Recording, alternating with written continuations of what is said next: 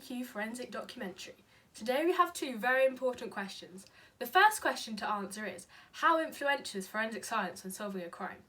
This is quite a complex question and there are a number of ways in which we could investigate. So in order to study this a bit further, we're going to follow a reconstruction of a murder investigation, which actually starts right here in this very office. This leads us perfectly into our next question. Who killed Susan Basilius?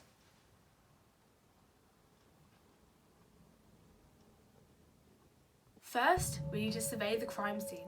Here lies the victim, with a clear gunshot wound to the head, presumably the cause of death.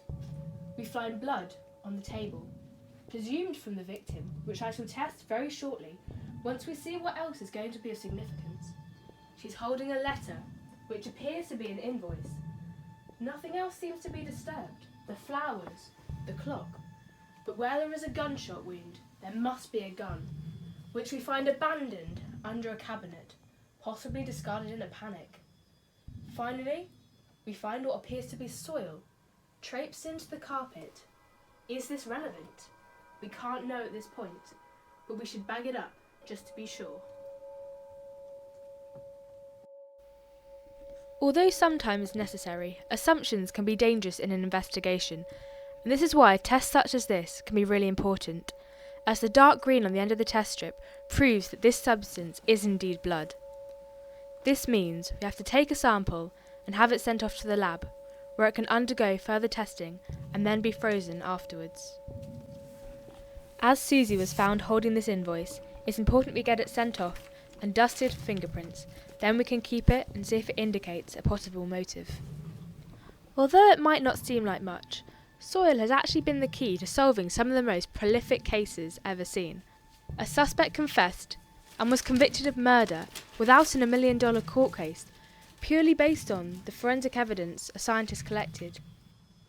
Finding the gun at the crime scene will hopefully be crucial to this investigation, as we can dust it for prints and check for gunpowder residue on the suspect's clothing. Finally, the bullet seems to have frozen time at 3:24 p.m, at which I think we can place the time of death. Now, let's find out a little bit more about our suspects and establish their alibis.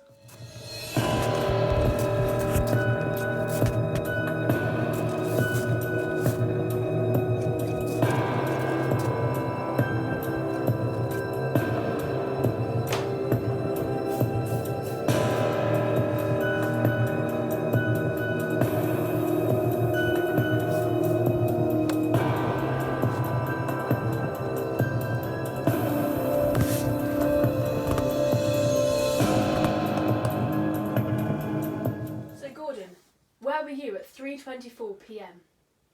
I was at the Gardeners' Convention from 9 till around 3.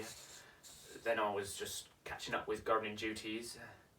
I was nominated for an award, I'll have you know. The Lifetime Service Award. Oh, thank you, Gordon. We'll be taking your elimination prints before you go. If you wouldn't mind just printing your thumb in there. Linda, what is your alibi for the time when Susie was allegedly shot dead? Oh, I nipped out to Tesco to pick up some bits and pieces. Oh, and a bottle of wine to celebrate. Gordon's been nominated for an award, you know. Oh, thanks, Linda. I won't keep you much longer. If you wouldn't mind giving me your fingerprints, please. Finally, Ken, can you account for your whereabouts at the supposed time of death? I was off drinking down the pub with some mates. They'll all vouch for me. The lady Susan even says I can take them down some pheasants for their Sunday specials. Cheers, Ken. We'll take your fingerprints and confirm your alibi. Fingerprinting is arguably one of the most important methods used when determining who's been at the scene of a crime, as each person has a unique set of fingerprints, which develop in the womb approximately 7 weeks after conception. There are records of fingerprints being taken many centuries ago, although they weren't nearly as sophisticated as they are today. For example, the ancient Babylonians pressed the tips of their fingers into clay to record business transactions, whilst the Chinese use ink on paper finger impressions for business and to help identify their children. Some fingerprints are visible. You can see the marks left on a surface by dirty or oily fingers. However, other prints are latent. You can't see them, but there are marks left by sweat, amino acids and other organic residue from your fingers. Latent prints are not readily visible to the naked eye. As a result, these hidden prints must be developed in some way to increase their visibility and contrast. The most common method of developing latent prints on non-porous objects is to physically enhance them by applying fingerprint powder. Fingerprint powder is applied by brushing it onto the surface and works by mechanically adhering to the oil and moisture components of the latent print. When the powder particles adhere to the grease or moisture forming the latent prints, it causes them to become visible. The developed latent prints are then readily observable and able to be collected, preserved and examined.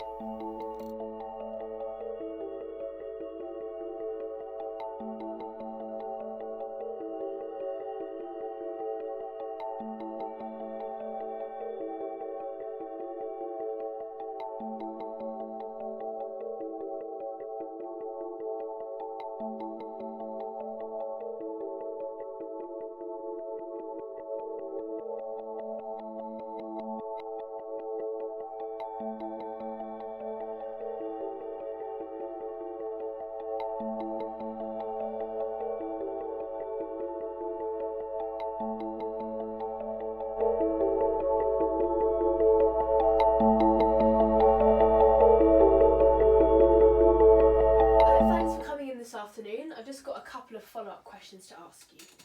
Ken, your exclusion prints that I've taken from you are an exact match to those found on this gun. I can explain. This is my gun, but it's not a crime to own a gun. Look, here, I've got a licence. I just use it to shoot pheasants in the woods and then stop foxes from entering the grounds. It's not a crime, it's all harmless. Perhaps so, but you must understand that it appears slightly less harmless considering I found this exact gun abandoned under a cabinet at the scene of the crime where Susie was murdered. Ken, what's going on? I could ask you the same question, Linda, as there was not only one set of prints of the gun, but two. Care to guess who the other set belongs to? It's not her fault. I just asked if she'd like to accompany me on a shoot, help me gather some pheasants. Seems a bit beyond your duties as a cleaner, Linda. Oh, and Linda, we checked your alibi.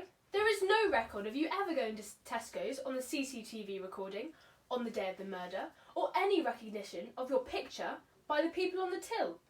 I think you're lying to me. Truth is, I was glad of the invitation to go shooting pheasants with Ken. My husband's always away for work and I'm often home alone, and Ken's always been so lovely to me that I was glad to spend a bit of time together. That's where I was at the time that Susie was killed, eating lunch in the pub together. Dare I say you've become more than close friends now, Ken? Perhaps. Maybe it's something you wanted to keep secret. So maybe Susie found out. Maybe she planned to expose you. Maybe so, but aren't you forgetting that we left at 1 PM for a quick lunch at the pub and only got back at 4, so neither of us could have killed her? Well, the pub's only 5 minutes away or so. So one, or both of you, could have quite easily nipped back unnoticed and still have arrived back in time for pudding. But that's all the questions I have for now. Thank you. For the moment, let's head back to the lab to test for the blood found at the scene of the crime. Following developments from two German scientists, forensic scientists could definitively compare blood evidence left at a crime scene to the blood of a suspect. Investigators could test whether or not a suspect's blood had the same pattern of clumping reactions as blood left at a crime scene. If not, investigators could exclude a suspect from further investigation. Scientists could use blood typing, therefore, to help prove innocence, but they could not use it to help identify a suspect beyond a reasonable doubt, the standard necessary for a criminal conviction in many criminal courts. The precipitates formed in the displacement reactions simulate the agglutination that occurs when one of the antisera binds to its antigens. From this test, we can conclude that the blood type found at the crime scene was type B, which matches solely with our victim, Susan Basilius, giving us no further leads.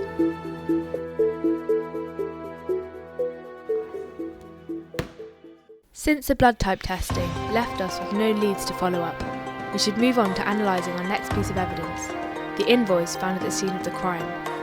Could this possibly give us indication towards any motives one of the suspects may have?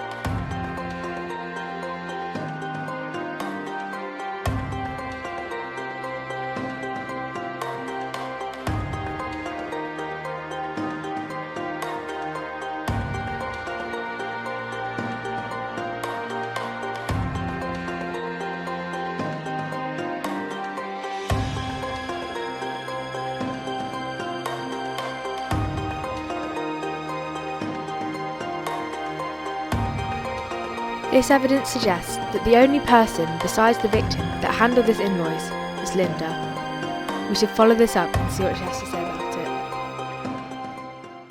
Thanks for agreeing to meet with me, Linda. I just wanted to ask you about this. This looks like one of my invoices, but This certainly seems like quite a substantial amount of money you're asking for here, Linda. Noticeably more than your last month's requests. But we checked your bank account. She never paid you. no, I don't understand. Maybe you were wanting more than she was willing to give you, so you killed her and took it anyway. We know from her bank statements that she withdrew an additional £1,500 yesterday. Maybe you forced her to. Now, we were good friends. I'd not even got around to writing an invoice this month. But your prints are on it. We know you did handle this piece of paper at some point, so how can you possibly deny it? We can see you're tight for money, in debt even. A cleaner isn't exactly renowned for their riches. Maybe you're jealous of Susie's success? No, honest to God, Susie was my closest friend.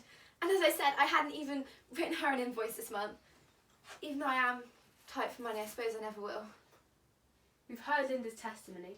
Her prints are on this invoice, yet she claims it's not hers. The plot thickens. Oh, that's the pathology report. Linda, you're free to go.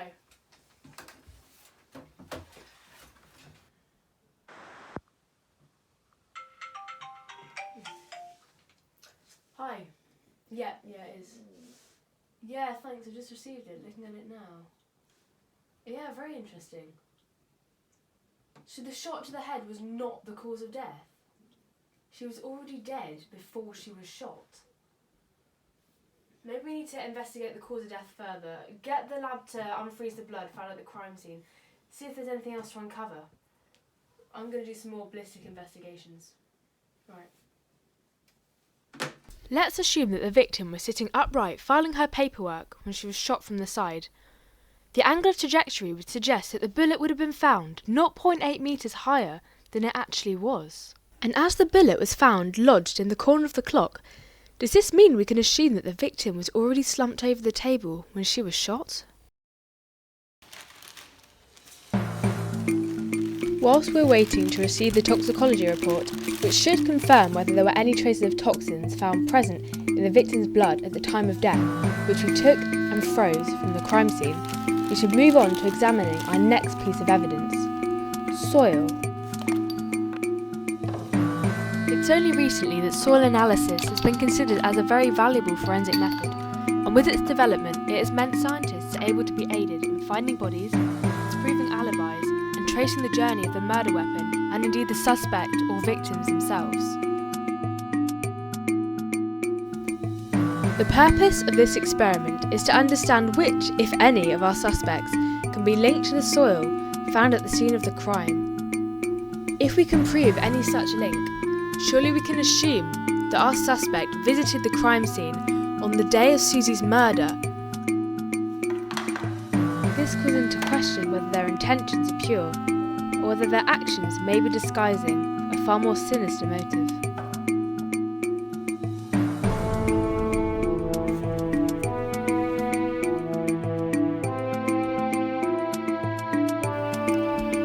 This experiment will show us the exact pH of the different types of soil collected from both the crime scene and from our different suspects. We can see here that the soil at the crime scene had a pH of around 3.5, which is extremely acidic for garden soil. However, Ken and Linda's soil, their pH was closer to 6 or 7, which is neutral and far more typical. And finally, we can see that Gordon, our gardener, his soil pH matches much more closely with the one found at the crime scene. We need to hear what he has to say about this. Thanks for joining me, Gordon. Just a few questions to ask you before you can get back to your gardening. What's going on? Why on earth did the officers come and take my favourite gardening boots? I've been waiting here for hours in my old slippers. Initially, our line of inquiry led us to believe that she was killed at 3:24 p.m, leading me to arrange this interview with you to confront you about your whereabouts. But now we have confirmed that she was already dead at 12:20 p.m, resulting from total organ failure. Can you prove your alibi for this time? Were you really at the Gardeners' Convention? Absolutely. You can ask anyone who's there. Oh, and of course, I got this photograph taken with the gardening commissioner when he presented me with a Lifetime Achievement Award. Oh, very well. That seems to be the truth then. But whilst you were so kindly waiting for me to get back to you with your shoes, we've analysed the soil found at the crime scene, and it's a direct match to the soil found on your shoes, proving that your boots were at the scene of the crime the day Susie was killed, presumably with you attached to them. You can explain.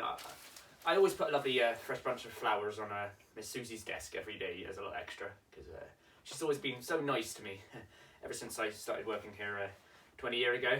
And before that, her mother. I've been here over 60 years, you know. Oh, well, I guess that would explain it. We did happen to find some lovely flowers at the scene of the crime.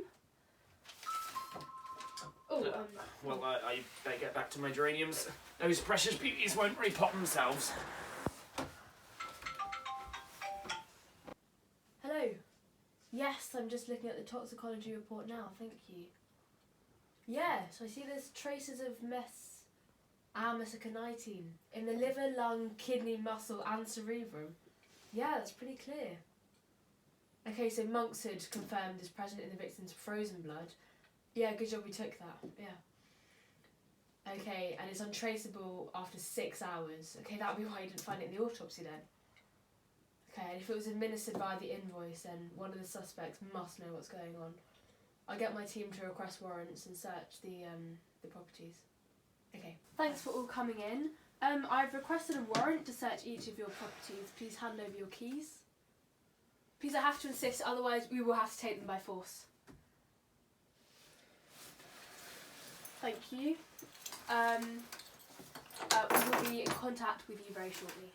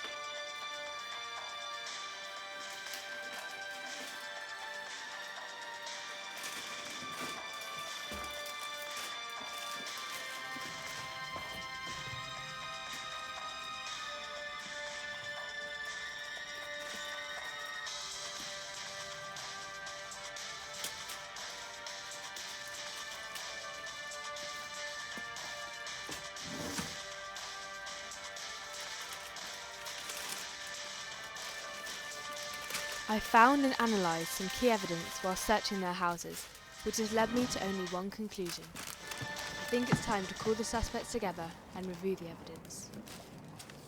Thanks for joining me. When I first surveyed the scene, it appeared on first inspection that Susie was shot dead with a pistol signed out to the gun club. It was signed out to you, Ken. But why? Whilst you had the means, did you have the motive? Maybe you wanted to keep your affair with Linda quiet. Maybe Susie did indeed find out. But it wasn't me. I was at the pub, and you know that. Ask any of my friends. Ask Linda. She was there. That's true. Even so, it later transpired that although she was shot at 3:24, the victim was already slumped over the table when she was shot. Sleeping or already dead. Linda, we know that the victim died clutching your invoice. We later discovered that this was laced with Monkshood, a deadly poison that kills within a matter of minutes and disappears out of the system, untraceable, only hours later. And in this case, It was this monkshood that was key to understanding exactly how Susie met her demise. Hang on, are you saying I killed her? I promise you I didn't write it. I know you didn't write that invoice, Linda, and I can prove it. What, how? Chromatography. What?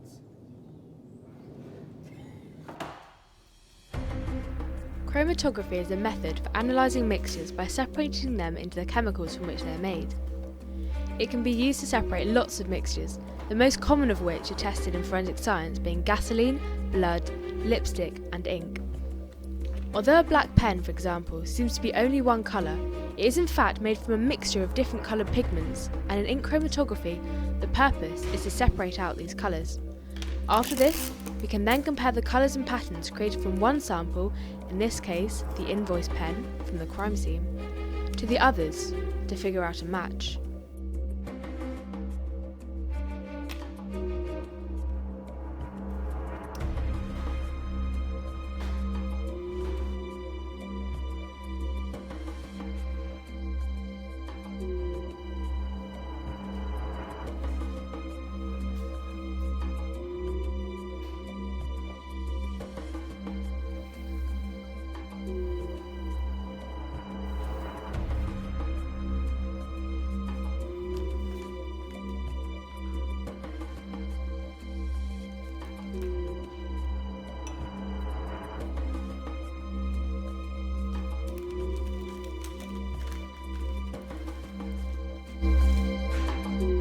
That's right, Gordon.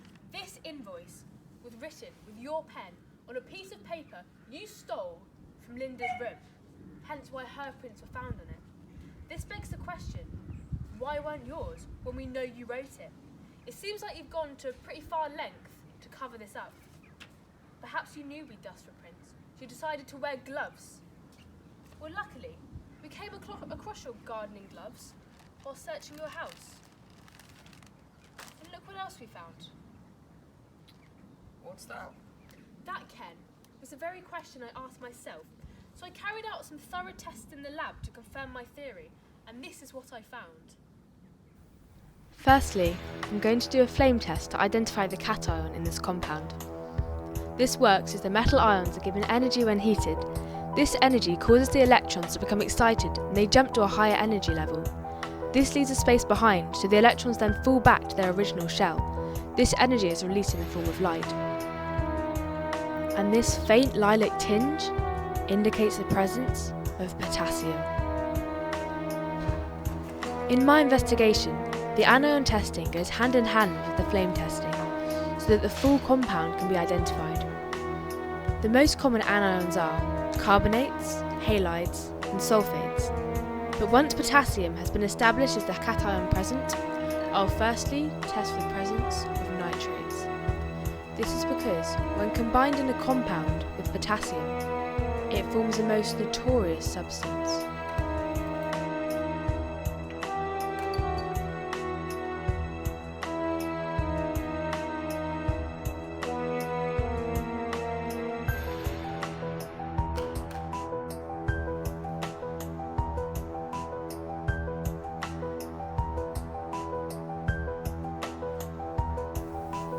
This red litmus paper should turn blue to indicate the presence of ammonia gas if a nitrate is present.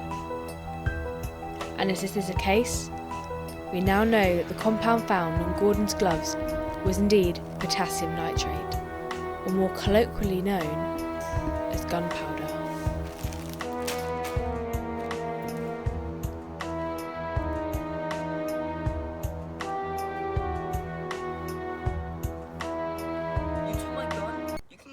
Even if it flew in your face. I don't know the first thing about shooting pheasants. Why would I take his gun?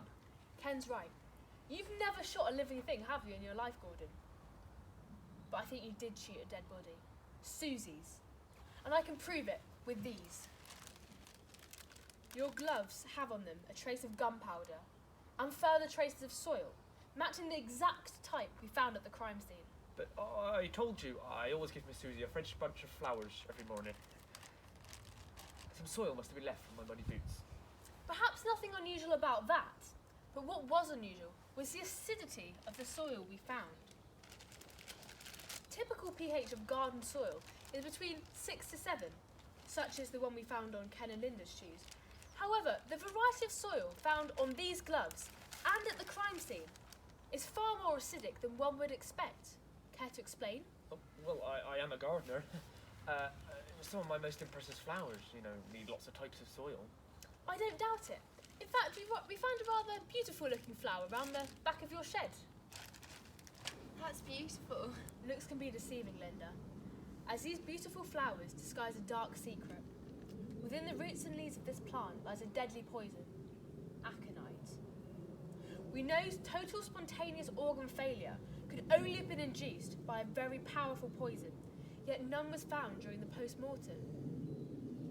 Good job we froze some of Susie's blood from the scene of the crime as soon as we reached it, or we may well never have pieced together this mysterious case, concluding that you, Gordon, plotted and successfully carried out the murder of Susan Petilius. This is what I believe happened. You got up early in the morning and set to work on digging up the roots of the deadly monkshood plant, which contains the fast-acting poison of aconite. You crept into Susie's room and laid down the invoice laced with the poison, along with the flowers as you do every morning. When Susie arrived at her desk, she looked through all of her paperwork, not knowing that she was fatally administering the poison through her own fingertips. It killed her in a matter of minutes, a painful death. You then received your award from the gardening commissioner, which Susie had even nominated you for. She didn't know this was a reason she had to die. Next, you looked through his drawers. You found the gun, making sure that you were wearing your gloves, so your fingerprints weren't on the gun. Finally, all you had to do was shoot Susie in the head. Then you returned to your gardening, like nothing had ever happened. Who would suspect the gardener? Well, why'd you do it? I thought you loved your job. The award, Ken. You remember that award that Susan nominated Gordon for? But he only get it once you retire. Or perhaps be forced into retirement. You are getting a bit old, Gordon. I've been tending these gardens for 60 years now, before Susie was even born. She once thanked me for putting those flowers in her office every morning.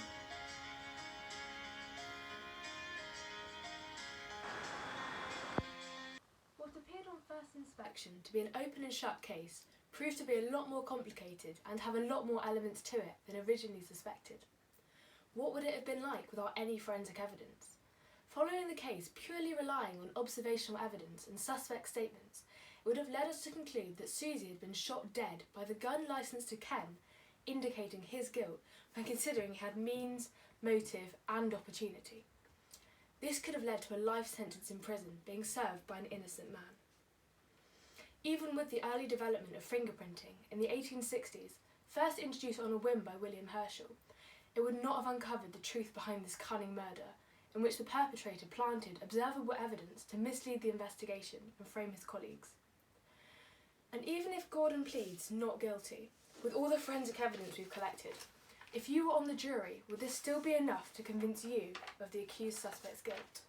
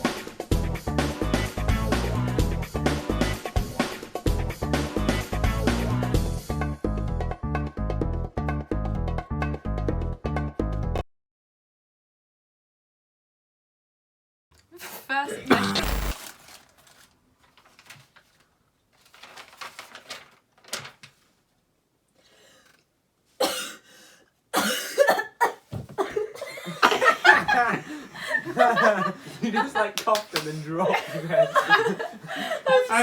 But this arm needs to, that arm needs to be down here. Can I please watch it? Yes. Oh, thank Look, you. we learn from You're our still mistakes. going. It's okay.